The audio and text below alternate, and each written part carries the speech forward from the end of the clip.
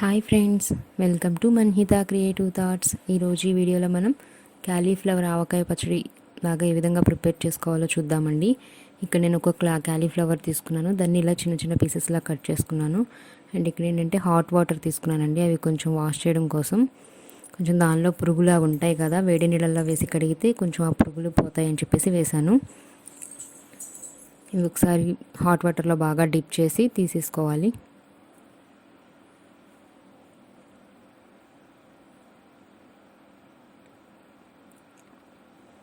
వీళ్ళు ఒకసారి హాట్ వాటర్లో వేసి కడిగిన తర్వాత ఒక కాటన్ క్లాత్ మీద వేసుకోవాలండి. ఆ వాటర్ మొత్తం మారిపోవాలి, ముక్కలకి ఎక్కడా కూడా తడి అనేది ఉండకూడదు. సో ఒక కాటన్ క్లాత్ మీద వేసుకుంటున్నాను. అన్నీ కూడా ఇలా కడిగేసేసి హాట్ వాటర్లో ఒకసారి వాటిని తుడుస్తున్నానండి. ఇలా తుడవడం వల్ల ఏంటంటే కొంచెం ఎక్స్ట్రా వాటర్ ఏమైనా ఉన్నా తొందరగా ఆరిపోతాయి అని చెప్పేసి ఒకసారి ఇలా తుడిచేసి నేను ఎండలో పెట్టానండి. నేను హాఫ్ అన్ అవర్ పెట్టాను. ఇన్ కేస్ మీరు కావాలనుకుంటే ఫ్యాన్ కింద కూడా ఆరబెట్టుకోవచ్చు. బట్ ఏంటంటే ముక్కలు ఎక్కడా కూడా తడి ఉండకూడదండి. ముక్కలు తడి ఉంటే పచ్చడి త్వరగా పాడైపోతుంది. చూసారు కదా, ఇవి ఆరిపోయినాయండి. అండ్ ఏంటంటే ఇక్కడ నేను కొంచెం మెంతులు ఫ్రై చేశాను, ఒక స్పూన్ మెంతులు.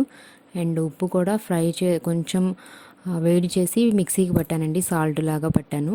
ఇలా చేస్తే ఏంటంటే తేమ ఉండకుండా ఉప్పులో పచ్చడి ఎక్కువ రోజులు నిల్వ ఉంటుంది. అండ్ అలాగే ఆవాలు, 2 స్పూన్ల ఆవాలు తీసుకున్నానండి.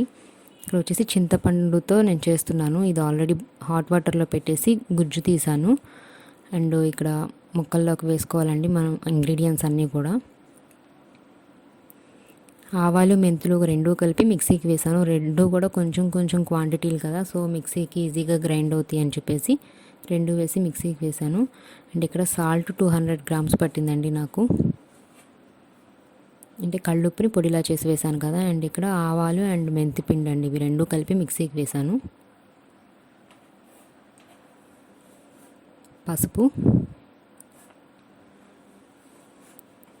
పచ్చడి కనుక మనం ఫ్రిడ్జ్లో స్టోర్ చేసుకుంటే ఇంకెక్కువ రోజులు నిల్వ ఉంటుంది. అండ్ అలాగే కారం వేస్తున్నానండి. కారం కూడా 200 గ్రామ్స్ వరకు పట్టింది. కొంచెం ఎక్కువ కారంగా ఉండేదైతే, మంట ఎక్కువ ఉండేదైతే కొంచెం తగ్గించి వేసుకోవాలండి, లేదంటే కొంచెం ఎక్కువ కారంగా అనిపిస్తుంది అనమాట పచ్చడి.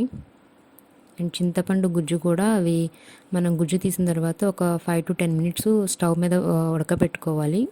అప్పుడు పచ్చడి పాడవకుండా ఎక్కువ రోజులు నిల్వ ఉంటుంది. అండ్ అలాగే ఉప్పు కారం ఇవన్నీ కూడా ముక్కలకి పట్టడం కోసం కొద్దిగా ఆయిల్ యాడ్ చేశాను. ఇక్కడ శనగ నూనె యూజ్ చేశానండి నేను పచ్చడిలో, కాయకుండా మామూలుగా డైరెక్ట్గా ఆయిల్ వేసాను అనమాట. చింతపండు గుజ్జు చెప్పాను కదండి, ఇది గుజ్జు తీసిన తర్వాత కొంచెం ఉడకబెట్టాను అనమాట స్టవ్ మీద పెట్టి. అంటే మనం కొంచెం చల్లని వాటర్ వేసి అది గుజ్జులాగా తీస్తాం కదా, సో అది కూడా కొంచెం బాయిల్ అయితే మనకి పచ్చడి ఎక్కువ రోజులు నిల్వ ఉంటుంది. నాకు ఇక్కడ ఈ చిన్న కప్పుతో చింతపండు సరిపోయిందండి. కొంచెం పుల్లగా కావాలనుకుంటే ఎక్కువ వేసుకోవాలి. ఇన్ కేస్ మీరు నిమ్మకాయలతో చేసుకోవాలంటే కూడా ఒక 4 to 6 నిమ్మకాయలు అయితే సరిపోతుంది. ఇది పెద్దదండి క్యాలీఫ్లవరు. అండ్ కొన్ని వెల్లుల్లి రెబ్బలు పొట్టు తీసేసి వేసుకున్నాను. ఇవన్నీ కూడా ముక్కలకి బాగా పట్టేలాగా కలుపుకోవాలి. అండ్ ఏంటంటే ఇది మనం పచ్చడి కలిపిన తర్వాత కన్నా నెక్స్ట్ డేకి ఆయిల్ అదంతా కూడా పైకి ఫ్లోట్ వస్తుందండి. బట్ నా దగ్గర ఆ వీడియో క్లిప్ మిస్ అయింది. సో చూసారు కదండి, ఈ వీడియో కనుక మీకు నచ్చినట్లయితే తప్పకుండా లైక్ చేయండి, షేర్ చేయండి, అండ్ అలాగే సబ్స్క్రైబ్ చేయడం మాత్రం మర్చిపోకండి. పక్కనే ఉన్న బెల్ ఐకాన్ని క్లిక్ చేయండి. ఇలా చేయడం వల్ల నేను అప్లోడ్ చేసే ప్రతి వీడియో నేరుగా మీ వరకు వస్తుంది.